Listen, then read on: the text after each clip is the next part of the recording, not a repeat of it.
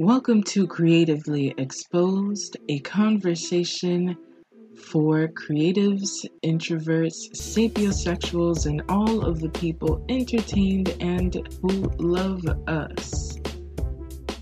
I am Liz Flo, the podcast host, poet, writer, and overall Afro-Caribbean Latina creative. I know that is a mouthful, but welcome to the show.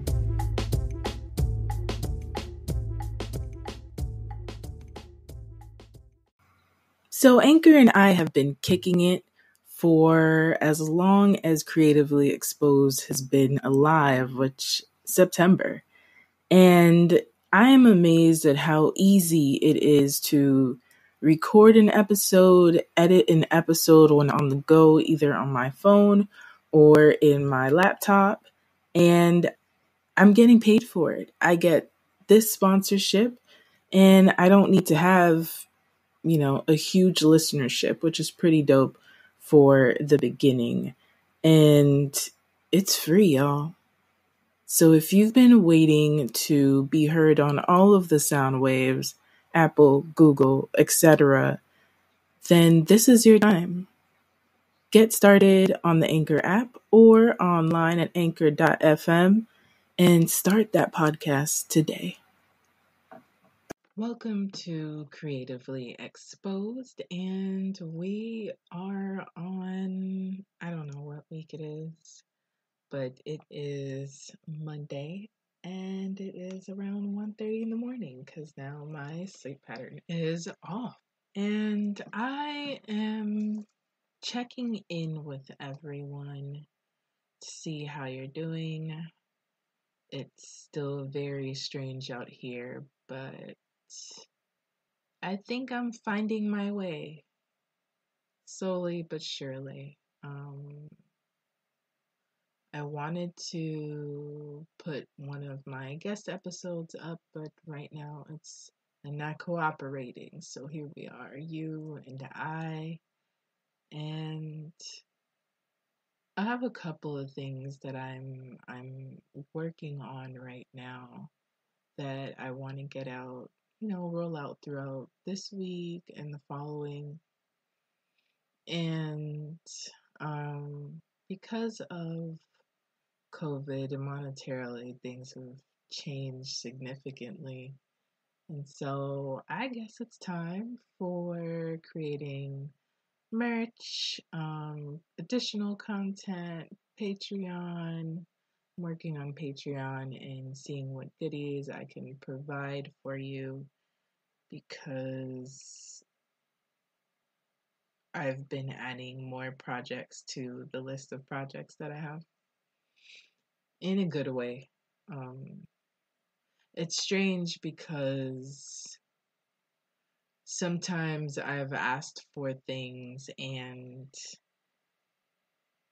like time to do stuff. And I think we're kind of all, or the majority of us creatives are in this boat where it's like, I don't, want to have the current employment that I have so I can work on like my dreams and all of these things. And then it happens not in the way that you expected it to happen, but here we are. And sometimes you have to first sit in the grief of not having this quote unquote normalcy anymore, which, if we really truly think about it, it's this life of, I think I was explaining it to someone, probably a friend of mine, where it's like the Pavlov's hierarchy of needs, right? And the base, it starts like basics and all of these things, and you work your way up in order to thrive and provide for yourself and excel.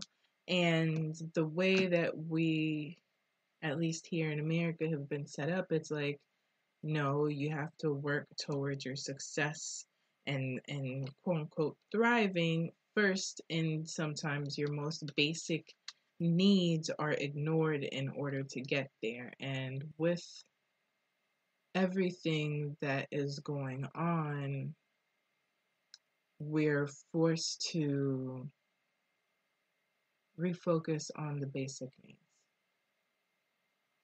And it is uncomfortable and weird. And it's hard to respond to, like, how are you doing? Because it's like, I don't even know what day it is, you know? I'm grieving, but I am at peace because I'm privileged enough to be at peace. But I also struggle with this peace because of my privilege and don't understand why I'm still mourning. So it's been hard, and at least I think I've had some conversations where, some people have had to struggle with sitting in the silence and in the stillness, and what you can't run from yourself there. And I think because of my therapy that thankfully I continue to partake in, thanks to Open Path Collective, I am able to have reduced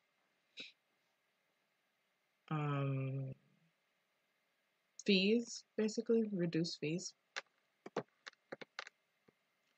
And so that has helped me with learning how to be comfortable or find my way into being comfortable and feeling safe in not having to overexert myself, right? Because waking up every single day, 5 times a week, and doing the same shit over and over and over for the paycheck, as hamster wheel normal as that sounds, is it really normalcy?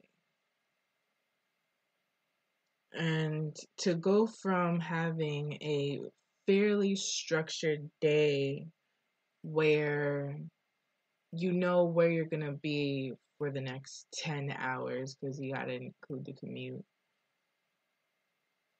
and then have none of it is like, what do I do now? And I hate finding myself in that predicament, but it's part of the learning that I have, at least. And I think we're all figuring our way through this, where you expected life to continue a certain way. And when it doesn't, it's like, oh, how do I adapt here? So it's been weird.